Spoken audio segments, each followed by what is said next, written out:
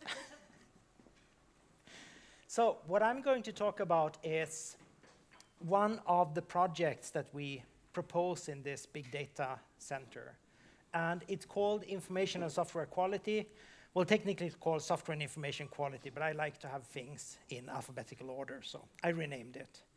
And what I want to talk about today here is what we call smarter tools.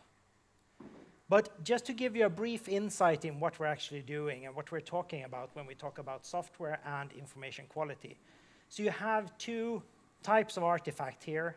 One is a Python program, the other is an HTML web page. And these here represent software and information. So software is basically any source code, anything that we can analyze using our tools. In this case, represented by Python, but imagine Java, C#, whatever programming language you're interested in. We also have information, and that is, again, any open format that we can analyze. It could be HTML, XML, Markdown, restructured text, or whatever it is, as long as there is an open description and we can extract relevant information. So if you have a bunch of images in a PDF file, there's not too much we can do, but as long as we can get to the text, we can start to do analysis. And what we do with this is try to figure out how do we measure the quality? How do we sort of extract it, figure out if it's good or bad? So if you write the program and you're ready to ship it, you would like to know, is this good or bad? Should I ship it or should I spend another week working on it?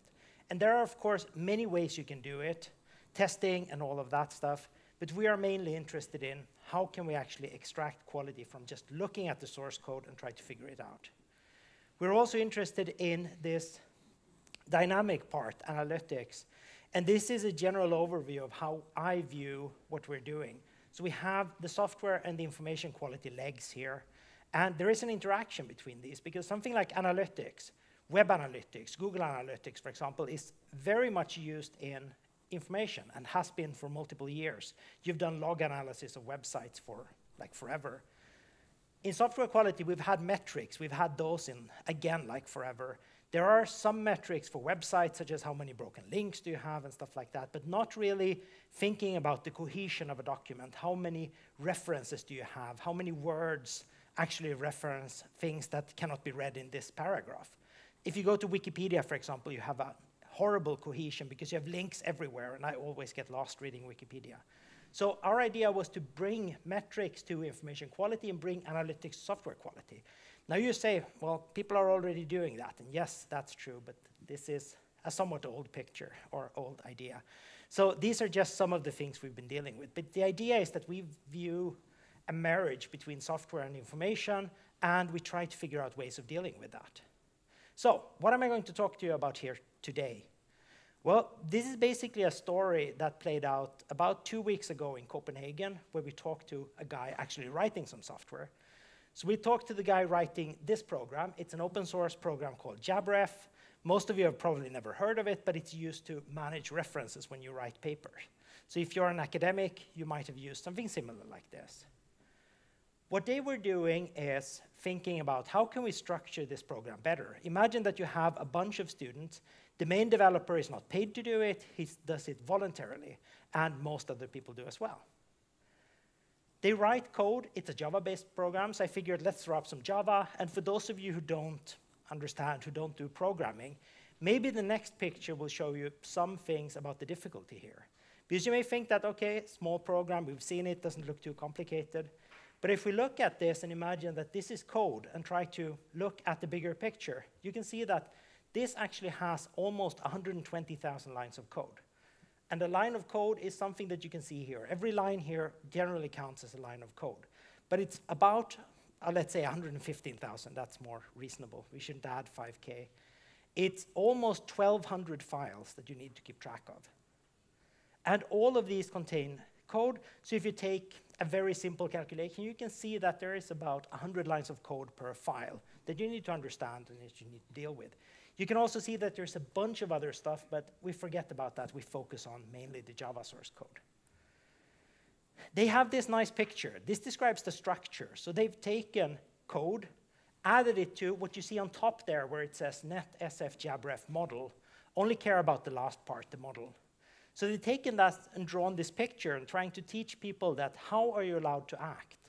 So what you should view the arrows from here is that if you are the GUI, the graphical user interface part, you're allowed to call things, to use things that are in preferences. Preferences, on the other hand, is not allowed to use things that are in the GUI. And these are just reasonable rules, guidelines that help you, because if you have a million people, not a million, but if you have 100 people working on this in parallel, the structure can go really bad really quickly. And if you have like 150,000 lines of code, it gets almost impossible to figure out if you have lots of people working on it in parallel, especially over something like 10 or 15 years. So what they've done is make this structure. Now, the problem that they have is, how do you enforce this structure?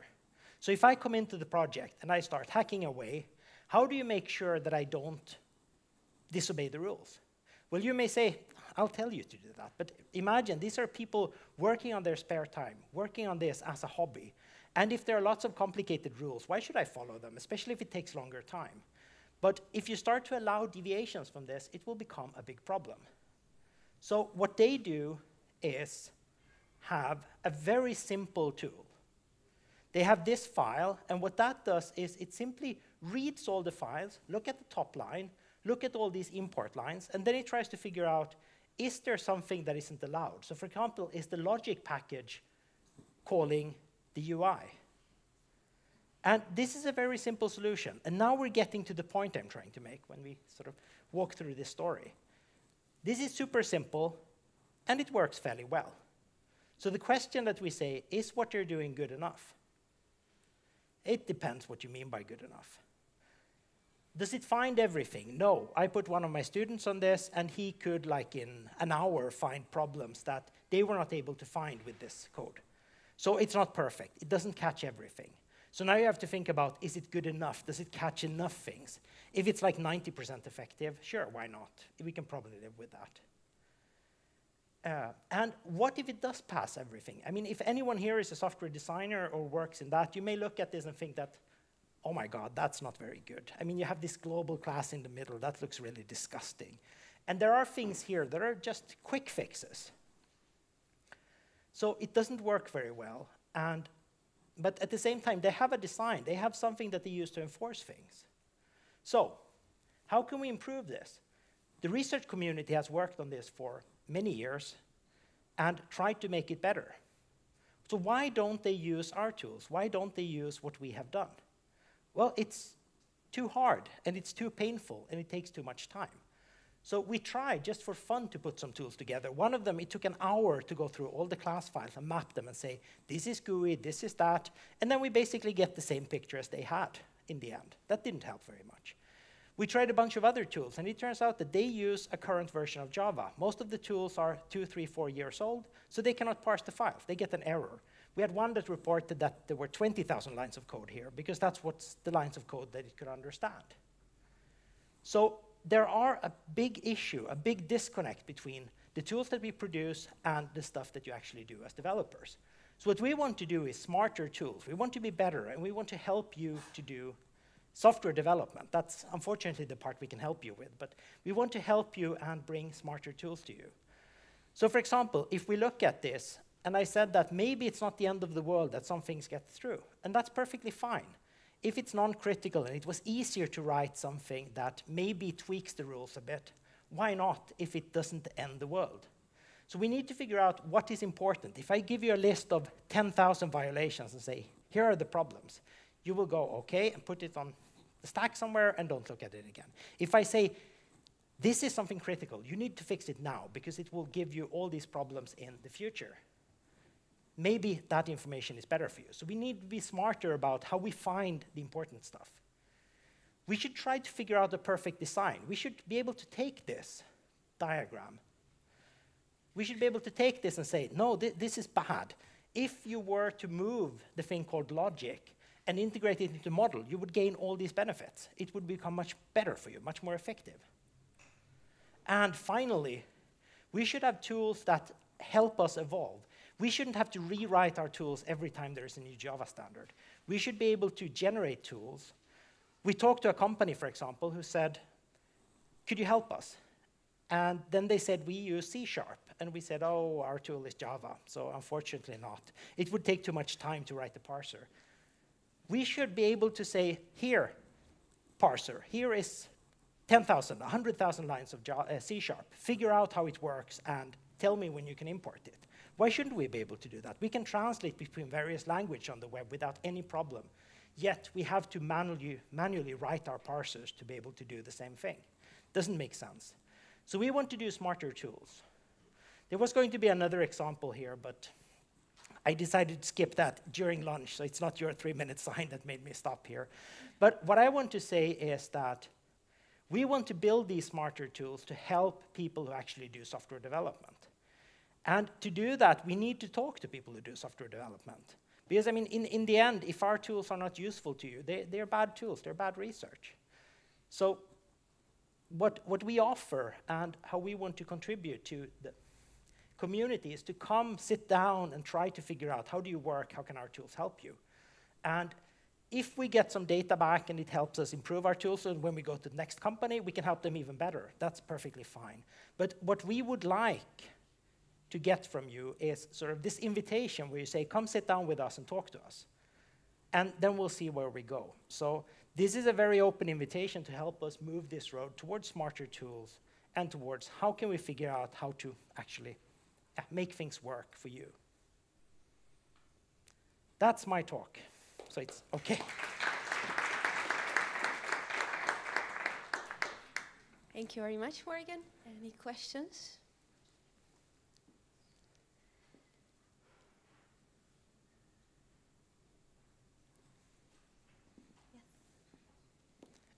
How does big data enter the picture now? Yes, that's a good point, and that's something I should have been clearer about. So if we want to be able to build something that learns, we need lots and lots and lots of data. So when I talk about these 100,000 lines or 1 million programs, we need to be able to study. We need to be able to feed it lots of software. And there are some really cool ways there where people have used big data and tried to figure out ways of teaching programs to translate between Java and C#, for example. So you train it just like you would Google Translate. And then you can input your Java program and get a reasonable C# program. Why would you want to teach it to translate? Well, if you teach it to translate, you can teach it best practices. So when you get a translation from Google, you don't get just word by word. You get something that is grammatically correct, hopefully, in the language you're translating to. And the same thing would happen here, but it wouldn't just be grammatically correct. It would be correct style, so that you as a C# developer wouldn't look at it and say, this looks like crap, who wrote this? It would say, oh, looks reasonable. It follows the correct conventions. So that's how big data comes in. We want to be able to learn. We want to be able to, in a sense, get the tools to understand the programming language. I know that this is a super tall order, but that's where we want to go sometime in the very sort of faraway future. Not tomorrow, not next year, but sometime. So that's how big data factors in.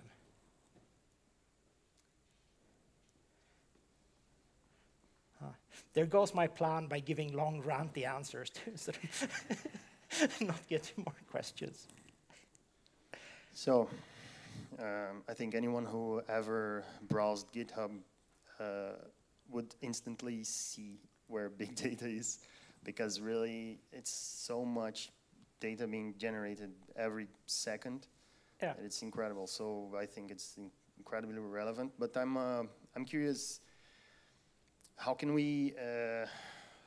I mean, you said lots of stuff about software quality, and that's nice. But how can we merge it with the human factor? So, do we have information about how the human beings interact with these programs, so that we can use it in order to learn? For example, when you say not all violations are important, so let's focus on the most critical ones. So can we learn it from how the developers themselves define the good and the bad and whatever in their code? Yeah, so one very simple example. I just want to touch on the GitHub part first. I mean, this program, what's nice about this is we can follow it over, I don't know, let's say 7, 8 years, 10 years of development time. So we can see exactly what has happened. All the changes, all the comments, all the feedback on those, all the bugs, when they fixed the bug, how it was fixed, etc. We have all that for thousands of programs in various languages. But I will answer your question by talking about a little thing we did. This was super simple. But what we did was, with our students, we forced them to use GitHub.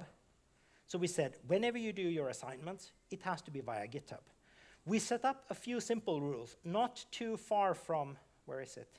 This thing here, where we said, something is allowed to be connected to that in that way. And whenever the students violated it and they pushed their code to GitHub, they got an issue saying, now you introduced a bug. And then they could go to that and say, yes, this is a bug, I will fix it, or you can say, no, I don't care, forget about that.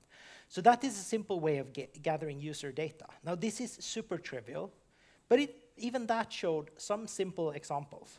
Now we can start to think about when should you have that data, when should you give feedback, but at the moment, we're just happy that we can gain some feedback and the students can actually learn from it. And we could show that students who use this tool thought more about the architecture and the rules than students who didn't.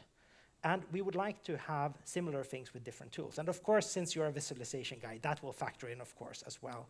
We like these nice pictures, and we would like to be able to annotate them better. So I think I'm running out of time now. Or okay.